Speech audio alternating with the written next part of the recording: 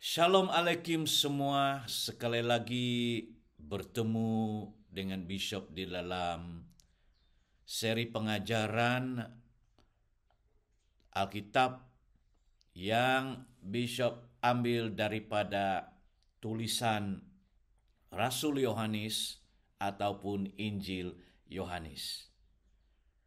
Kita masih berada di dalam bab yang keempat, tetapi kita akan bermula pada ayat 43 sebab kita sudah selesaikan merungkai, mengupas dari bab ayat 1 sampai 42. Jadi kita teruskan di dalam ayat yang ke-43, Yohanes bab yang keempat. Dan setelah 2 hari itu, Yesus berangkat dari Samaria, ya, dari sana, ya, ke Galilea. Sebab Yesus sendiri telah bersaksi bahwa seorang nabi tidak dihormati di negerinya sendiri. Yesus bersaksi, dan ini memang benar. Biasanya kalau seseorang itu lahir di kampungnya sendiri, dari kecil, orang kampung mengenal bapak dia, mama dia, adiknya, abangnya, bahkan memberi gelaran nama kampung, dan mereka melihat dia membesar. Tiba-tiba dia menjadi seseorang yang diangkat Tuhan, menjadi nabi kah, menjadi rasul kah, menjadi seorang pemimpin kah. Biasanya orang-orang kampung ini agak kritikal. Biasanya kebiasaannya mereka sukar menerima. Mereka bilang, anak si Anu itu susah saya percaya dia menjadi seorang pemimpin kayak begini. Kami kenal dia, bersama-sama dengan dia. Kami kenal bapaknya, anaknya, si Anu itu. Kami kenal saudara dia. Dia dilahirkan di mana, rumahnya di mana. Kami kenal. Dia sekarang pandai-pandai mau coba jadi pemimpin yang mau mengajar kami. Kami lebih tua dari dia. Kami kenal dia punya saudara mara, dia punya sepupu. Begitu kan? Kami kenal. Kami nampak dia waktu dia umur 5 tahun itu telanjang mandi-mandi di sungai.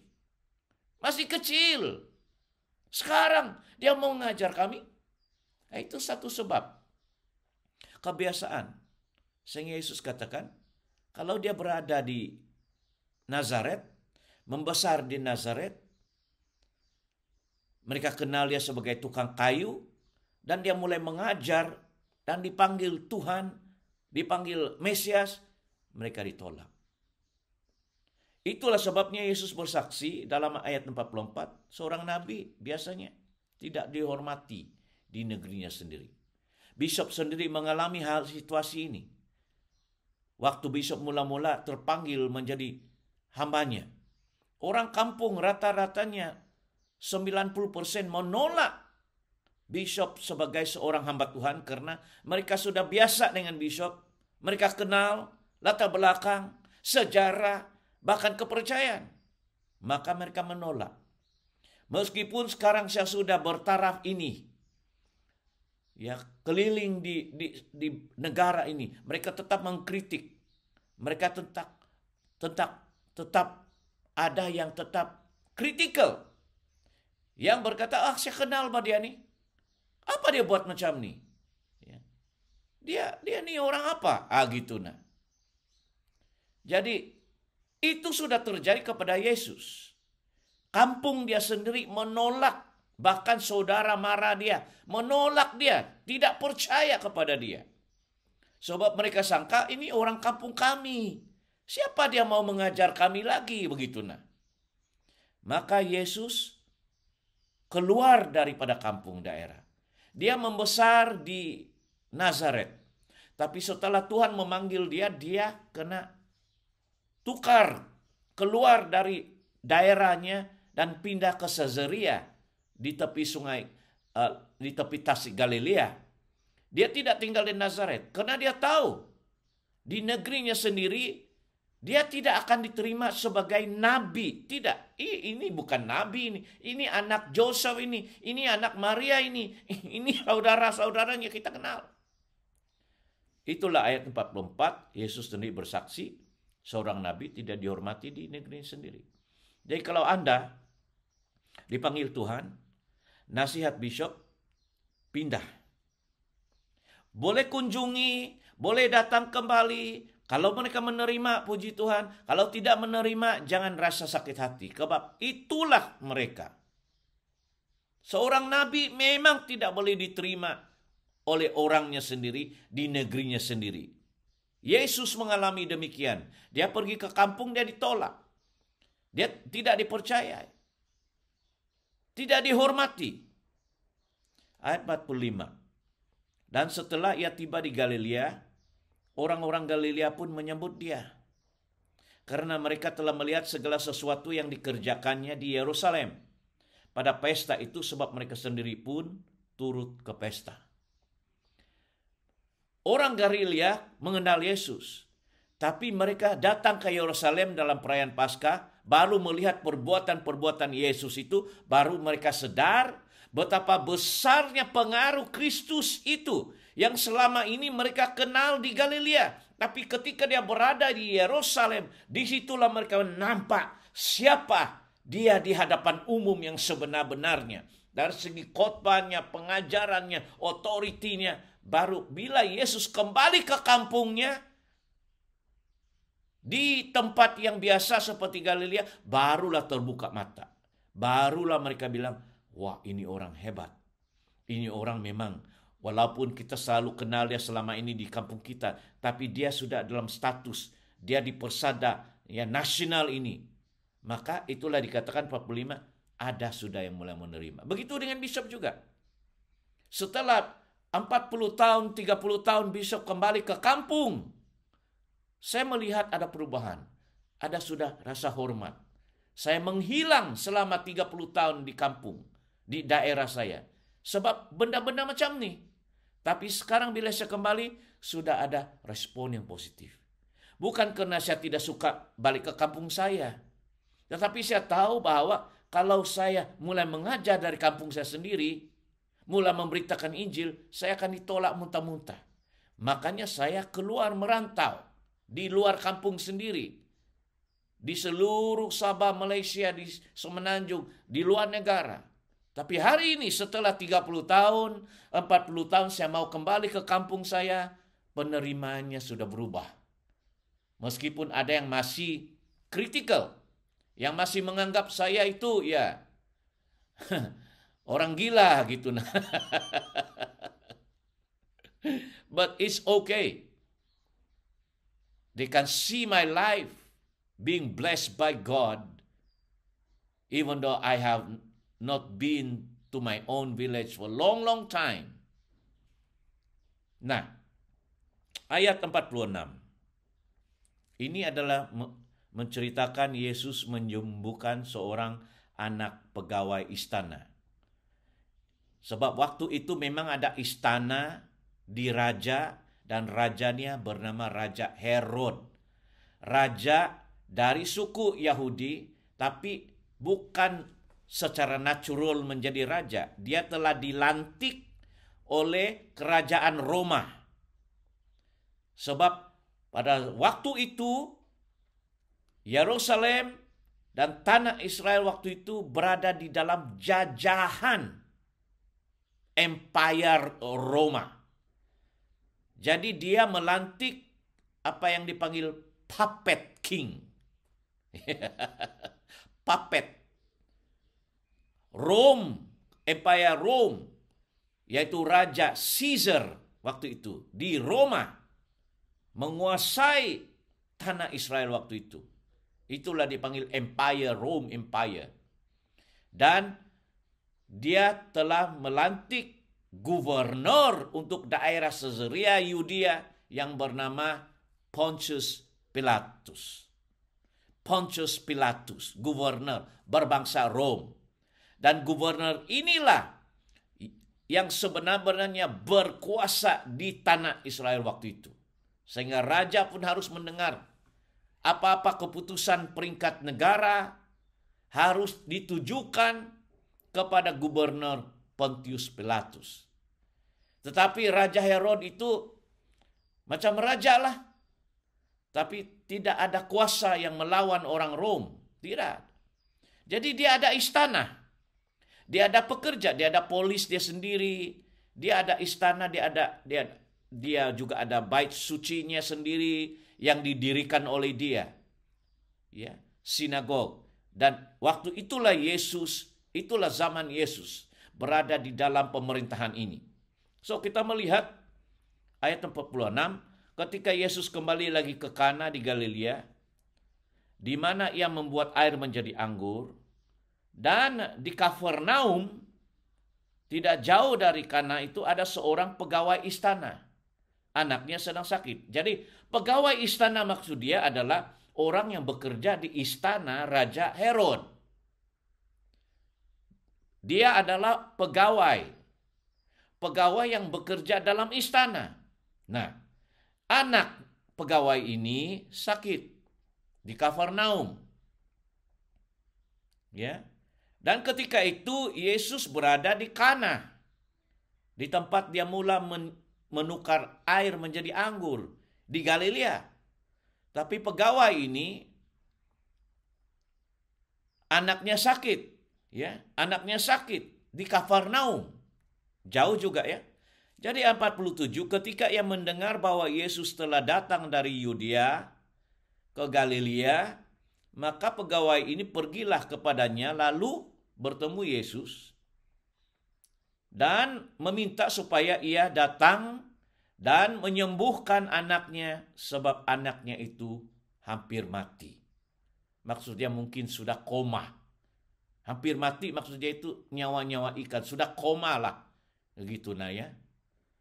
Kita tidak tahu apa sakitnya tetapi anaknya itu memang sakit trauma, tragis dan serious condition begitu nah. Hampir mati begitu nah. So, ayat 48, ketika pegawai ini ketemu Yesus, berarti dia mungkin menaiki kuda dengan tentaranya, pegawainya. Dari Kafarnaum mereka berangkat pergi ketemu Yesus di Kana, mungkin begitu. Tapi kita tahu bahwa dia datang. Dia sampai ke Kana, tempat Yesus berada di situ dan meminta. Dan apa kata Yesus? Ayat 48. Maka kata Yesus kepadanya, jika kamu tidak melihat tanda dan mujizat, kamu tidak percaya. Bahasa Inggris. Then said Jesus unto him, except ye see signs and wonders, ye will not believe.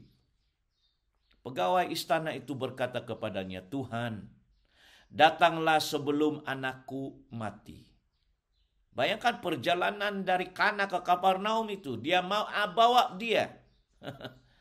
Tidak tahu macam mana dia berhasrat. Sebab dia tahu, mungkin dia pernah melihat atau mendapat kesaksian bahwa Yesus inilah yang boleh menyembuhkan orang sakit.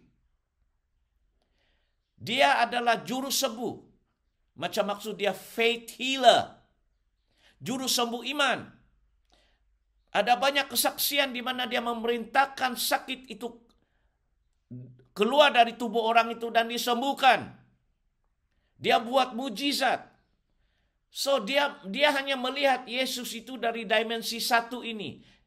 Faith healer saja.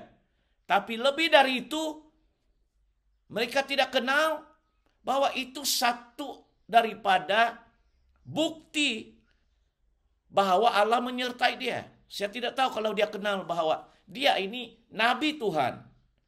Bahwa Yesus ini Mesias. Bahwa Yesus itu Juru Selamat.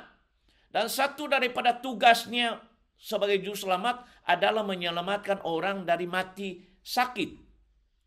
Nah, banyak orang mau mengikuti Yesus ini karena melihat Ada yang melihat dia hanya kena perbuatannya, menyembuhkan. Oh, dia suka. Kalau saya sakit, saya datang pada Yesus, saya disembuhkan. Tidak lebih dari itu. Tapi kalau mau mengikut Yesus, mengikuti perintahnya, aduh. Mengikuti ajaran-ajarannya, aduh. Saudara-saudara, saya sudah melihat ramai orang macam ini. Itu yang saya panggil opportunis atau hanya they just want to get the miracle. Heal and then they run away. Bila sakit, panggil Yesus. Bila sakit, panggil bishop, berdoa, tumpang tangan. Setelah sakit, hilang. Bila sakit lagi, 1 tahun kemudian, bishop tolong doakan. Berarti saya ini apa? Saya ini macam tukang sembuh lah. Bomo lah. Ada orang melihat Yesus macam itu, bomo. Menyembuhkan, bayar duit. Bagi dia hadiah duit. Lepas itu sudah sembuh, gone with the wind. You never heard from him or her anymore. Tidak ada. Sebab dia hanya berminat kepada kebaikan dan kesembuhan dia. Dia tidak melihat bahwa itu adalah extension. The extension of Christ's ministry. That in order to show that he is the healer. The God who heals. That gives salvation to the people. Nescaya mereka akan bukan hanya minta disembuhkan, tapi mereka mulai menjadi murid dan mengikut Yesus. You know, ribuan orang mengikut Yesus di zamannya. Dikatakan sampai 5.000 orang. Sampai 7.000 orang. Tapi setiap mereka yang mengikuti Yesus itu ada sebab. Ada tujuan masing-masing, ada motif masing-masing. Ada yang mengikut Yesus selama 1 tahun, 2 tahun karena mereka sangka orang yang hebat ini, orang yang berkuasa ini mungkin menjadi satu hari nanti pemimpin. Dan karena dia setia mengikuti, dia diangkat menjadi pegawai, pangkat. Mungkin dia akan jadi raja satu hari nanti. Jadi saya mengikuti dia ini supaya saya juga akan diberi pangkat. Ada yang ikut macam itu. Ada juga kumpulan yang mau ikut Yesus di mana Yesus pergi karena Yesus boleh memberi makan pada mereka.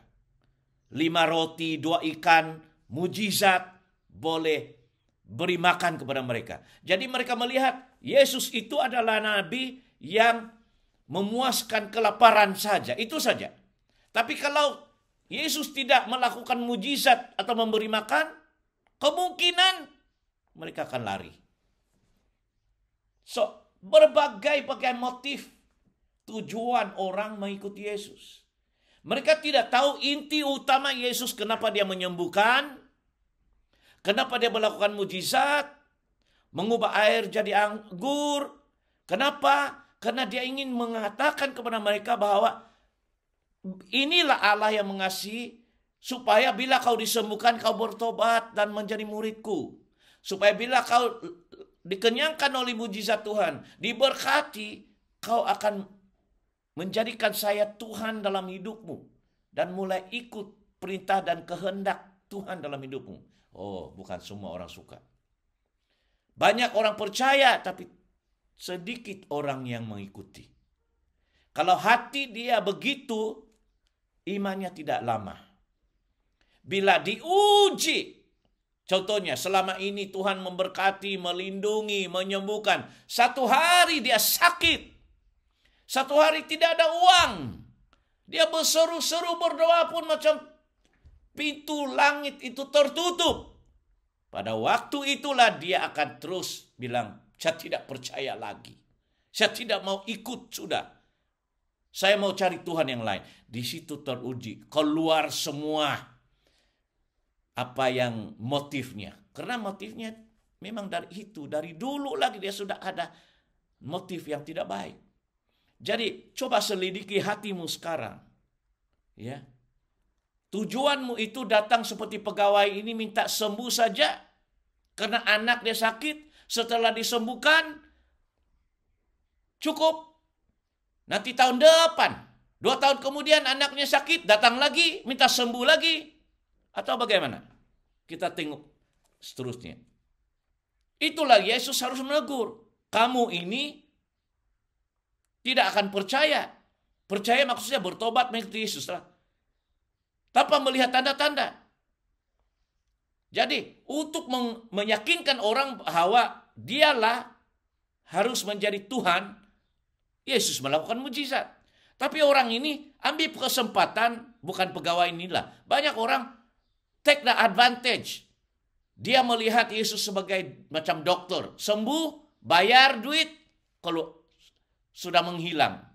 5 tahun kemudian ada orang sakit, anak dia kah, istri dia, datang lagi, minta doa lagi, minta tolong, minta sembuhkan, lepas itu keluar lagi. I have seen people like this. Dan saya katakan no.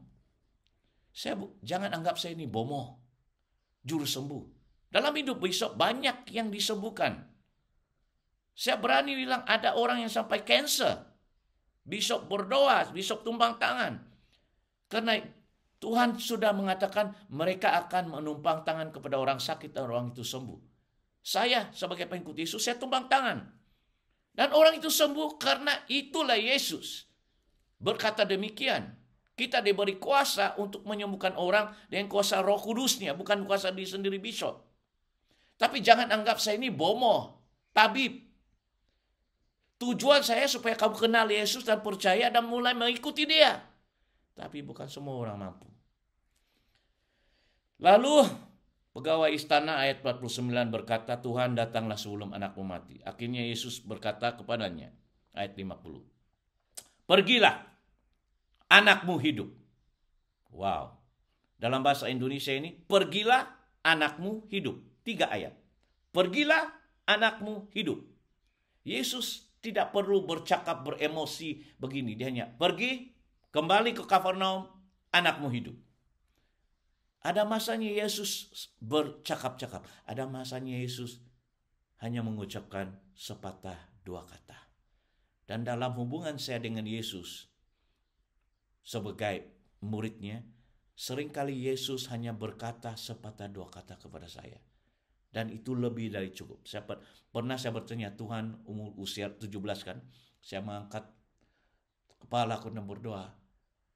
Tuhan Yesus, apa panggilanmu dalam hidup saya? Katakan. Dan saya dengar sepatah perkataan, evangelis. Tahun 1983. Satu perkataan, evangelis. Tapi saya dengar macam manusia berbicara kepada saya. Audible voice. Evangelis. That's all. Sepatah 2 kata. Dan saya tahu itu dari dia. Dan sejak itu saya bilang, iya, yes. Saya mulai jadi penginjil. Penginjil. Pemberita Injil Kristus. So, ada kalanya Yesus hanya, dia tidak cakap banyak. Sepatah 2 kata. Pergilah, anakmu sembuh. That's it. Dia tidak bilang, oh mari saya doakan di dalam nama Yesus. Oh Bapa di surga, dalam nama Yesus sembuh engkau. Oh Bapa, aku berdoa sepanjang malam berpuasa supaya anak ini disembuhkan. Kasihanilah dia Tuhan. Tidak. Yesus tidak buat macam itu. Dia bilang, anakmu sembuh, pergi. Banyak kali saya bilang, bila saya dalam urapan Roh Kudus kan, saya katakan, di dalam nama Yesus sembuh. Dari ujung kepala sampai ujung kaki. Siap. Itu saja. Iman. Ucapan iman. Jangan jadi mau merengek-rengek. Oh Tuhan kasihanilah Tuhan, anakku ini setengah sakit Tuhan. Sembuhkan dia wala dalam nama Yesus. Wah, dia mau berdoa panjang-panjang supaya lebih banyak uang diberikan. Supaya dia dapat banyak uang. Kalau orang yang memiliki iman, macam Yesus ini. Dalam bahasa Inggris, Jesus said unto him, go thy way, thy son live. That's it. Go, your son live. We live. Pergilah, anakmu itu sembuh. Tidak payah apa orang bilang emotional actingnya. Banyak itu saya nampak. Mengusir setan pun interview setan dulu. Siapa namamu? Kenapa kau masuk tubuh orang ini? Dari mana asalmu? Mulai dialog. Disuting dengan video lagi. Macam bercakap-cakap dengan setan. Dari mana kau datang? Oh, nama saya ini Legion. Saya datang dari ini. Saya suka perempuan ini. Bagaimana ceritanya kamu suka perempuan ini? Interview lagi tuh. Saya nampak terutama banyak pendeta-pendeta atau nabi dari Afrika itu. Mereka suka itu. Macam drama. Mengusir setan pun macam drama. Interview lagi, namamu siapa? Asalmu di mana? Bagaimana engkau masuk dalam orang ini? Apa ceritanya? Wah, setan tuh mulai bercerita. Padahal itu drama. Lepas sudah setengah jam dia interview kan baru dia bilang, keluar dalam nama Yesus, keluar. Dan orang tuh bergetar dan keluar. Saya pikir kan, boleh ya kita buat macam drama macam ini kan, setengah jam punya drama kan. Kasih tonton di television, interview gini-gini, keluar dalam nama Yesus. Macam bukan betul. Bagi saya tidak asli. Kalau Yesus itu kan, diam, keluar. Begitu saja. Ada itu yang dirasuk setan. Yesus katakan, diam, keluar. Dua patah. Kadang ada orang yang mati. Betul-betul mati. Yesus panggil keluarga terdekat. Dia katakan, Talita kumi. Itu saja. Talita kumi. Maksud dia dalam terjemahan dia, hai anak perempuan, bangun. Setelah anak perempuan itu bangun, Yesus bilang beri dia makan. Dan Yesus berpesan, kamu semua di sini melihat dia sudah bangkit. Jangan beritahu sesiapa. Tapi kalau ada nabi dari Afrika lah, dari Eropa, membangkitkan orang mati, wah dikomosorkan. Bangkit dalam nama Yesus, bangkit lagi. Kasih cerita semua. Ada benda-benda yang boleh dicerita menjadi kesaksian. Tetapi ada benda-benda yang secret. Ada orang yang saya pernah doakan, disembuhkan. Dan saya tidak mau orang tahu. Saya katakan, shh, between you and me saja. Tapi zaman sekarang ini, dikomoserkan supaya ini hamba Tuhan luar biasa menyembuhkan. Saya nampak YouTube dia begini. Menjadi terkenal. Tapi bila sudah diundang, betul-betul lakukan itu diundang, satu mujizat pun tidak dapat, menyembuhkan pun tidak dapat. Semua yang dilihat itu adalah acting. Banyak itu, ada yang nabi dari Pakistan, hamba Tuhan dari India, dibawa ke Malaysia, ribuan orang, lumpuh berjalan, yang penyakit ini disembuhkan, luas disebarkan di YouTube, diundanglah dia ke Malaysia. Bila dia sudah mulai khotbah, pandai khotbah pun tidak. Tumpang tangan pun tidak sembuh-sembuh. Rugi itu penganjur. Dibayar puluhan ribu dari negara Pakistan. Rugi itu penganjur. Padahal there's nothing real. Sebab bukan asli. Bukan asli. Mujizat itu tujuannya bukan untuk mujizat semata-mata. Supaya it is like a sign that point you to the man. That is Jesus Christ. So that you repent. Bagi saya memang ada karunia menyembuhkan dari Roh Kudus. Saya boleh menyembuhkan dengan kuasa Roh Kudus. Tapi saya bukan bomo. Kalau dia tidak mau bertobat, saya berani bilang, sorry, saya tidak mau berdoa untuk kamu. Saya tidak mau tumpang tangan. Sebab saya tidak mau kamu anggap saya ini macam dibeli. Kuasa ini boleh dibeli dengan uang. Lepas itu kau pergi tanpa pertobatan. Tidak. Tujuan kesembuhan mujizat ini adalah supaya kau percaya. Yesus bilang begini, selagi tiada mujizat, kamu tidak percaya. Kalau mujizat, kamu percaya, lepas itu kamu tinggalkan. Nah, kita teruskan ayat 51. Ayat 50 ya. Orang itu, kata Yesus, pergilah, anakmu hidup. Orang itu percaya akan perkataan yang dikatakan Yesus kepadanya, lalu pergi. Ayat 51. Ketika ia masih di tengah perjalanan, di tengah jalan, hamba-hambanya telah datang kepadanya dengan kabar, Tuan ya, anaknya hidup. Belum sampai dia ke Kapernaum, di tengah jalan ada hamba-hambanya menyongsong dan berkata lebih kurang begini, Tuhan, Tuhan, anakmu sudah sembuh, anakmu sudah disembuhkan. Belum sampai dia ke Kapernaum. Ayat 52, ia bertanya kepada mereka, pukul berapa anak itu mulai sembuh? Jawab mereka, kemarin siang pukul 1 demamnya hilang. Kemarin lagi dia sembuh. Berarti perjalanan dari Kapernaum ke Kana itu mengambil masa 2 hari begitu nak. Jadi mengambil masa 2 hari juga untuk balik ke Kapernaum. Jadi di pertengahan jalan kemarin ketika Yesus berkata, anakmu sembuh, pada saat itu juga anak itu sembuh. There is no distance in the power of God. Yesus berada di Kana, anak sakit itu berada di Kapernaum. But by faith Jesus said, go, your child live. Pergi, sembuh dia. Itu ucapan Yesus kemarin. Jadi hampir 2 hari dia pegawai itu berjalan ke Kapernaum. Tapi belum sampai di sana hamba-hambanya sudah menyunsung dan berkata, anakmu sembuh. Maka pegawai itu percaya. Dia bertanya, bila dia sembuh? Dijawab, kemarin pukul 1. Jadi ayat 53, maka teringatlah ayat itu bahwa pada saat itulah Yesus berkata kepadanya, anakmu hidup. Dia teringat. Mujizat itu terjadi secara instan. Tidak ada dilengah-lengahkan. The miracle happened on the spot. It was not delayed. That is why yesterday, kemarin Yesus berkata anakmu hidup.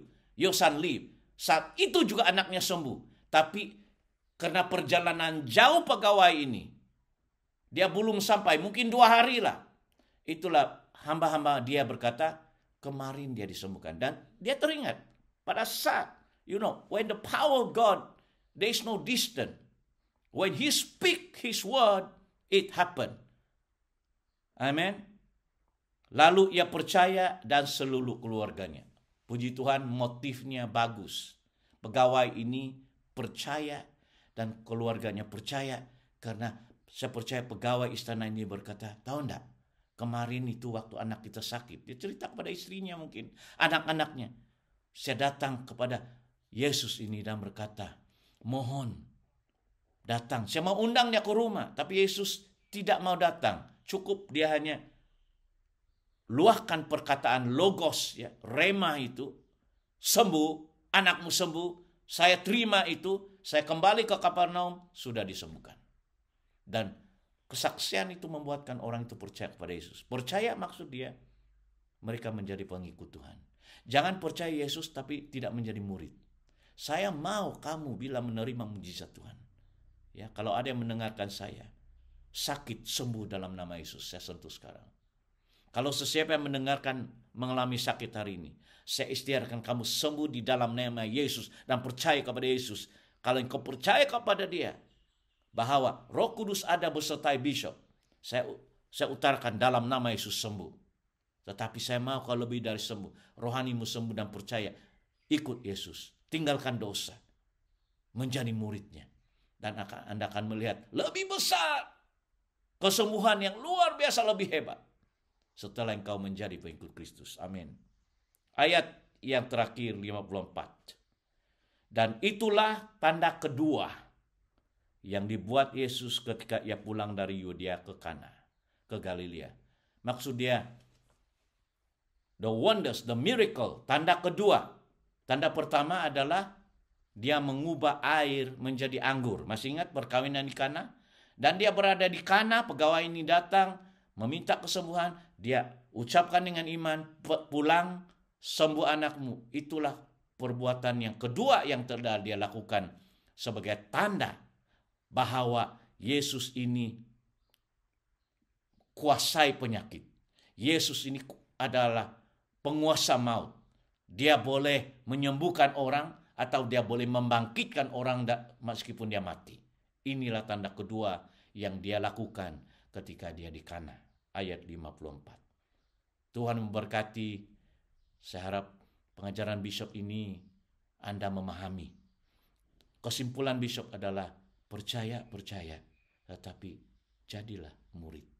Belajar tentang Kristus dan mulai melakukan perintah-perintahnya. Itu jauh lebih penting dari setakat disembuhkan. Setakat hidupmu, percaya. Tapi jangan ada motif lain. Tujuanmu mengikut Yesus adalah karena kamu mau menjadi hamba Tuhan yang seperti Yesus. Yang percaya kepada Allah dan semua perkataan Yesus itu diterima. Kalau Yesus berkata demikian, itulah tuh. Jangan tanya, jangan sanksi, jangan ragu-ragu. Itulah yang dipanggil iman. Have faith in Christ. God bless. Tuhan berkati.